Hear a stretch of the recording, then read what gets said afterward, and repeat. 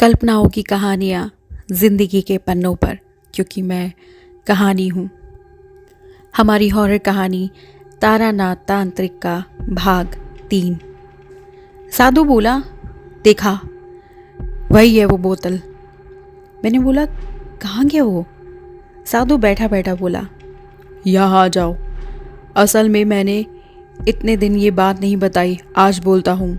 आज से 15-20 दिन पहले यहाँ से 20-1 मील दूर एक गांव में माधव घोष नाम के व्यक्ति के यहाँ मैंने रात्रि में आश्रय लिया। मेरे दिमाग में जैसे बिजली सी चमकी। माधव घोष, इसका मतलब है इस कपाली ने ही उस दिन माधव घोष के घर पर हंगामा किया था। ऐसा ही हुआ होगा। साधु बोलता चला गया। उसी माधव घोष की बड़ी पुत्री के देह पर साधन संगिनी होने के उपयुक्त समस्त चिन्ह विद्यमान थे। वर्तमान में मेरी कोई भैरवी नहीं है। अगले दिन मैंने साधना के लिए लड़की को मांगा। माधव ने लड़की दी तो नहीं, बल्कि अकथ्य भाषा में गाली गलौज करके, मेरा अपमान करके मुझे घर से निकाल दिया। वो अपमान मेरे सीने में कांटे की तरह चुभता है। बाहर निकालते समय मेरी गर्दन में हाथ डालते हुए मुझे धक्का भी दे दिया था। मेरे ऊपर हाथ उठाया। अच्छा माधव घोष, अब मैं तुम्हें देखता हूँ। मैं डरकर बोला, क्या क्या करेंगे आप? क्या करूँगा? कर रहा हूँ। ये जो बेताल जगा कर भेजा है, कहाँ गया वो? उसी माधव घोष के घर भेजा है। अब उसे पता चलेगा कि किसका अपमान किया है। माधव घोष का क्या होगा? उसका स्वयं का तो कोई नुकसान नहीं होगा। आज बेताल उसके घर छोटा मोटा कुछ कर आएगा। एक पक्ष मैंने लगातार मंत्र जप करते हुए आज आहुति दी है। कल अमावस्या है। कल होम करके पूर्ण आहुति दूंगा। वो जो नीम की लकड़ी का पुतला देख रहे हो, वो माधव घोष की प्रतिमूर्ति है। उस पुतले में कल प्राण प्रतिष्ठा करके बेताल से पहचान करवा दूंगा। उसके बाद बेताल कल फिर माधव घोष के घर जाएगा। उसके बाद उसके माधव घोष का शव आंगन में पड़ा मिलेगा, या फिर आम के बाग में भयंकर विभत्स अकाल मृत्यु। कोई भी सुराग नहीं पाएगा कि कहाँ से क्या हो गया। साधु का मुख मुझे अब लकड़बग्घे की तरह लग रहा था। मैं और सहन नहीं कर पाया और बोला, लेकिन आप ये अन्याय कर रहे हैं, ये ठीक नहीं है। साधु की आंखें फिर से भक से जल उठी। पैशाचिक क्रोध से मुख विकृत करता हुआ वो मेरी तरफ देखकर बोला, क्या क्या बोलना चाहता है तू? मैं अन्याय कर रहा हूं? मुझे पता नहीं कहां से हिम्मत आ गई। मैंने बोला, हाँ बिल्कुल अन्याय। अगर मुझे पहले पता होता कि आप इस तरह के कुकर्म में लिप्त हैं तो यहाँ एक दिन भी नहीं रुकता। बदला लेने के लिए नरहत्या करना महाअधर्म है। मूर्ख, कपाली के लिए बदला लेना कोई अधर्म नहीं है। तू क्या समझेगा? चाहिए आप जैसे नरक के कीड़े के साथ और नहीं। मैं जा रहा हूँ, आप रहिए अपनी कुत्सती शांना को लेकर। तैश में आकर मैं भी उसी समय वहाँ से रवाना हो गया। निकल पड़ा शमशान से। पीछे से साधुओं ने आवाज़ दी, जाता है तो जा, लेकिन सुनता जा। आज तक मेरा अपमान करके कोई भी बहुत अधिक दिन तक जीवित नहीं रह पाया है, याद रखना। बहुत दूर चला आया, तब भी पीछे से आती हुई एवं रात्रि की निर्जनता को भेद करती हुई साधु की उन्मत्त हंसी मैं स्पष्ट सुन पा रहा था। अगले दिन दोपहर बीतने तक अविश्राम चलते चलते मैं माधव घोष के घर पहुंच गया। देखा, समस्त घर में पता नहीं कैसा सन्नाटा था। भीतर किसी को जगा हुआ ना पाकर मेरा कलेजा कांप उठा। न जाने बेताल ने कल रात क्या कर गया। आंगन में खड़े होकर मैंने आवाज़ लगाई, माधव माधव। पुकार सुनकर माधव भीतर से बाहर आया और मुझे देखकर माधव को जैसे चांद मिल गया हो ऐसा एहसास हुआ। आगे आकर मेरी चरण धूलि लेकर बोला, स्वामी जी वहाँ पा गए। मुझे थोड़ा सा साहस बंधा। आपको भगवान ने ही भेजा है। माधव की आंखें थकी थकी सी लग रही थी, मुंह सूखा हुआ। मैं बोला, क्या हुआ? कोई विपत्ति तो नहीं आई तुम्हारे ऊपर? विपत्ति? कल रात मेरे 2 गाय मर गई स्वामी जी। ये क्या? गाय कैसे मर गई? वो मैं कैसे बता सकता हूँ स्वामी जी, आश्चर्यजनक बात है। तब बहुत रात हो गई थी। अचानक गौशाला से एक आवाज़ सुनी। ऐसा लगा कि गायें जैसे डर के मारे छटपटा रही हों। उठकर बाहर जाने से पहले ही एक गाय चित्कार उठी। जाकर देखा तो दोनों ही गायें भूमि पर पड़ी छटपटा रही थी। क्या हुआ क्या पता। तब पास के गांव में लोगों को भेजा गाय की चिकित्सा की व्यवस्था करने के लिए। वो गए तो लेकिन कुछ भी नहीं समझ पाए। आज दोनों गायें मारी गई। माधव की आंखों से आंसू बह चले। बोला, आज सुबह से ही मेरी बेटी को बुखार है, शरीर तप रहा है।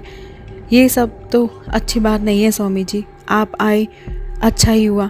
आप तो ब्राह्मण देवता हो, मेरे आवास में वास करोगे तो मेरा संकट कट जाएगा। मैं समझ गया, लेकिन इसमें मैं क्या कर सकता था ये समझ नहीं आ रहा था।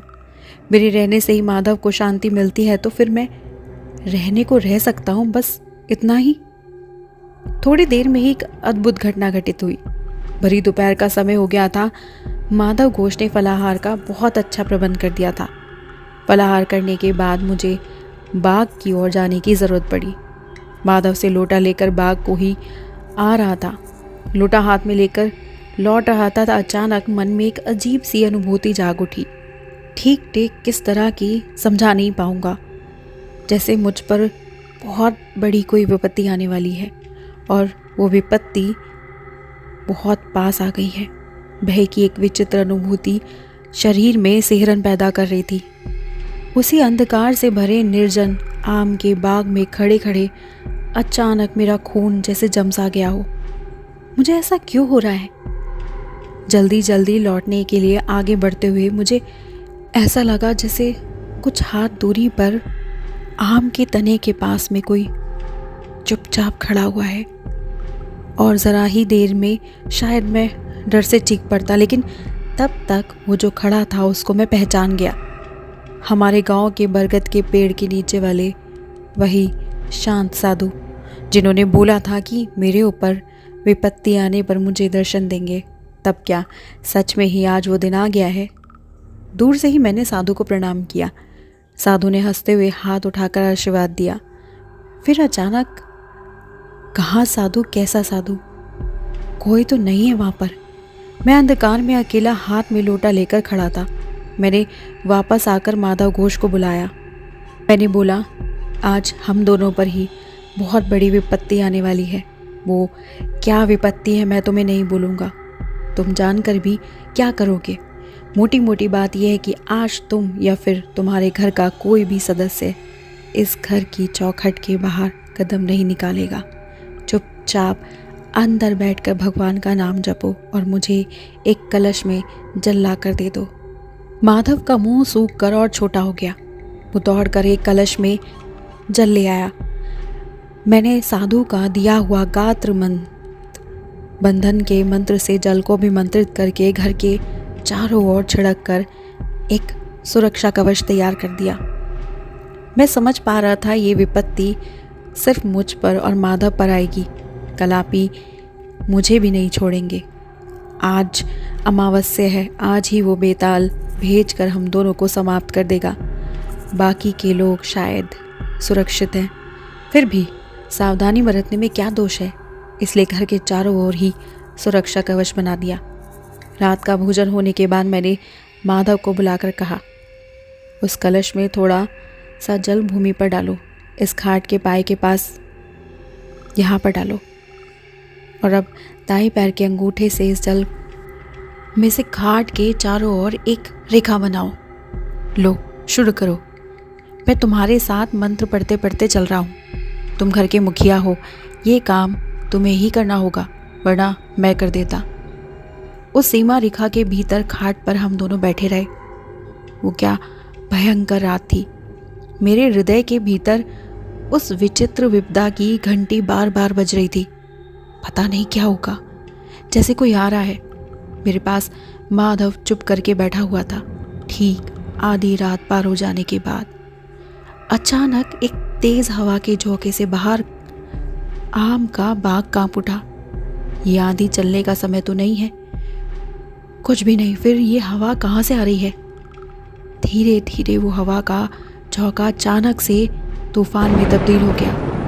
पूरा आम बागान जैसे तहस नहस हो जाएगा। घर के दरवाजे और खिड़कियां धड़ाम धड़ाम करके खुलने और बंद होने लगी। घर के अंदर बहू बेटियां जोर जोर से रोने लगी। मैं चिल्लाकर बोला, कोई बाहर मत जाना, सब अंदर ही रहिए। तूफान के शोर के बीच किसी की विभत्स हुंकार का शब्द विकृत स्वर में जैसे कोई अमानवीय हुंकार कर रहा हो। कोई जैसे तूफान के रूप में पूरी जान लगाकर घर में घुसने का प्रयत्न कर रहा हो, लेकिन बार बार किसी अदृश्य बाधा के कारण वापस लौट रहा है। कुछ समय तक ऐसा चलने के बाद अचानक तूफान एक मुहूर्त के लिए रुक गया। आम का बाग शांत हो गया और मृदु हवा से केले के पत्ते हिल रहे हैं। जो घर में घुसने की कोशिश कर रहा था वो जैसे सफल ना हो पाने के कारण वापस लौट गया। मेरे हृदय के अंदर बजती हुई खतरे की घंटी भी मानो थम गई। उस रात को हम लोग खाट पर ही बैठे रहे। अगले दिन सुबह ही खबर मिली कि माधव घोष की बेटी का बुखार उतर गया है। मैंने सुबह ही विदा होना चाहा। माधव घोष बिल्कुल भी छोड़ने के लिए राजी नहीं था। सिर्फ बोल रहा था, आपकी दया से मेरी रक्षा हुई है, आपको चाह कर भी नहीं रोक सकता। तब भी बोल रहा हूं, रुक जाइए ना। उसके यहाँ रुककर मैंने अच्छा किया था, नहीं तो घटना का अंतिम कांड पता नहीं चलता। दोपहर में माधव से विदा लेकर चलते चलते प्राय कुछ मील आ गया। मैंने देखा घोड़े पर सवार एक दरोगा बाबू कहीं जा रहे थे। पीछे पगड़ी पहने 2 सिपाही जा रहे थे। मेरे पास से जब वो गुजर रहे थे, पता नहीं क्यों क्या सोचकर मैंने एक सिपाही से पूछा, कहाँ चल दिए साहब? सिपाही बोला, सामने विराम खाली में एक शमशान है, जानते हैं? उसी शमशान में एक कपाली रहता था, उसकी हत्या हो गई। बैठे गले से मैं बोला, ये कैसे पता चला कि खून हुआ है? उसकी मुंडी मरोड़कर बिल्कुल पीछे की दिशा में घुमा दी है। कई लोग ने मिलकर किया होगा, और क्या, एक आदमी का काम नहीं है। तब मैं सब समझ गया। कपाली ने ही तो बोला था कि बेताल के काम में बाधा पड़ने पर वो उसी पर आक्रमण करता है जिसने उसे जगाया था। कितनी भयंकर मौत है। एक बार उनके साथ जाकर उसका मृत शरीर देखने की इच्छा हुई। अगले ही पल इस इच्छा का मैंने दमन कर दिया। मन ही मन में हमारे गांव में दिखे उस सौम्य साधु को प्रणाम करके फिर से रवाना हो गया। किस्सा समाप्त करने के बाद तारानाथ बोला, कैसा लगा? हमने बोला, अच्छा लगा। बाहर आकर रास्ते में मैंने किशोरी को कहा, विश्वास हुआ? बात का जवाब ना देकर किशोरी हंसकर बोला, दिन तो अच्छे से कट गया ना। ये थी कहानी तारानाथ तांत्रिक की बेताल।